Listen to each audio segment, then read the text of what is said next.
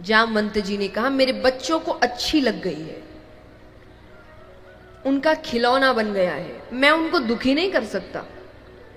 भगवान कोई खेलने की वस्तु है क्या? वो देवता की मणि है। बोले इतना है, युद्ध करो, ले जाओ। तो दोनों के बीच मल्ल युद्ध होता है। मल्ल युद्ध यानी कुश्ती, हाथापाई। तो जब आप किसी से हाथापाई करते हैं, ये पुरुषों को ज्यादा पता होगा, है ना, आपकी हरकतें ये सब, महिलाएं ऐसे नहीं लड़ती, है ना।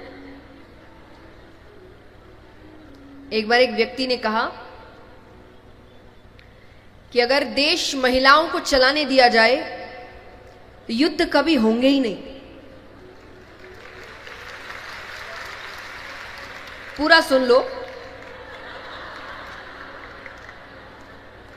मैं किसी एक तरफ की बात नहीं करती। तो उन्होंने कहा कि अगर देश महिलाओं को चलाने दिया जाए तो युद्ध कभी होंगे ही नहीं, बस कुछ देश होंगे जो आपस में बात नहीं कर रहे होंगे।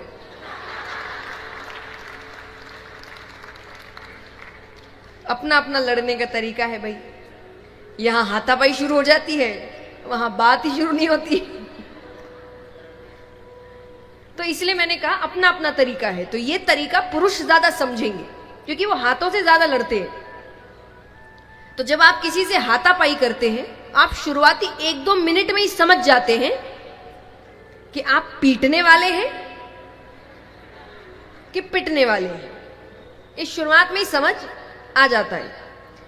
तो यहां युद्ध शुरू होते ही जामवंत जी को समझ आ गया कि ये बहुत शक्तिशाली है, ये जब चाहे मुझे मार दे। पर ये मार नहीं रहा, ये खेल खेल रहा है मेरे साथ। जबरदस्ती के ऐसे ऐसे दाव ले रहा है जहां पर कुछ हो नहीं रहा, वरना चाहे तो ये एक झटके में मुझे मार दे। भगवान को कौन सा मारना है, भगवान तो किसी कारण से कर रहे हैं सब। कुछ देर तक युद्ध चला, अंत में भगवान ने धनुष उठाया। धनुष उठा के भगवान बाण खींचते, बाण खींचते ही जामवंत जी को साक्षात मर्यादा पुरुषोत्तम श्री राम के दर्शन होते। बोले श्री रामचंद्र भगवान की। जामवंत जी ने कहा प्रभु मैंने आप पर हाथ उठाया। भगवान कहते नहीं नहीं, मैंने करवाया। क्यों करवाया? बोले रावण वध के बाद सब प्रसन्न थे सिवाय तुम्हारे। तो मैंने तुमसे पूछा तुम्हें प्रसन्नता नहीं है? तुमने कहा प्रसन्नता तो बहुत है, पर रावण बहुत बलशाली था। मेरी इच्छा थी मैं उसके साथ मल्ल युद्ध करता, मेरी इच्छा तो इच्छा ही रह गई। तब मैंने तुम्हें वचन दिया था कि मैं तुम्हारा युद्ध रावण से भी ज्यादा बलशाली पुरुष के साथ कराऊंगा। मैंने अपना वचन पूरा किया, मुझे मणि दे दो। जामवंत जी ने कहा एक शर्त पे दूंगा। कैसी शर्त?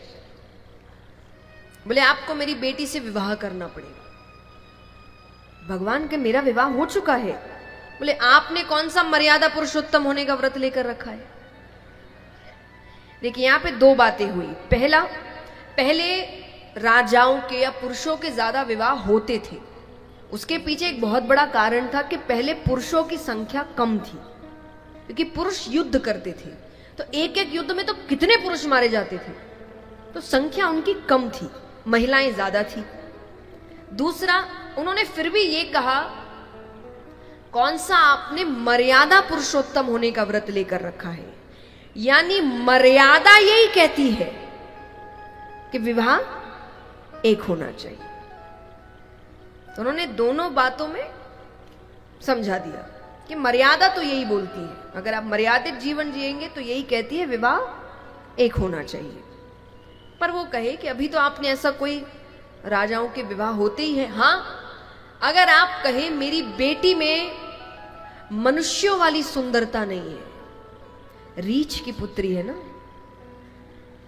भगवान कहे मेरे लिए सब सुंदर है क्योंकि सबको मैंने बनाया है, मैं कोई खराब चीज नहीं बना सकता।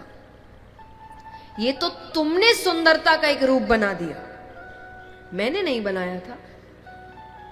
देखिए कितनी सुंदर बात है, यहां इतने लोग बैठे हैं, सब अलग दिखते हैं, सब अलग है, यानी आप जैसा कोई दूसरा है ही नहीं।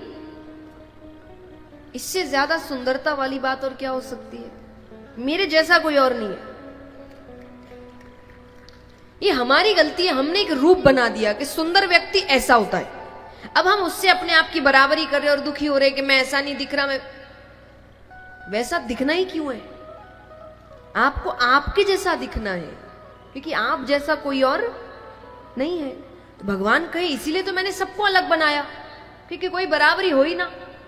पर तुमने बराबरी कर दी और तुम दुखी हो गए। मैंने तो सबको सुंदर बनाया।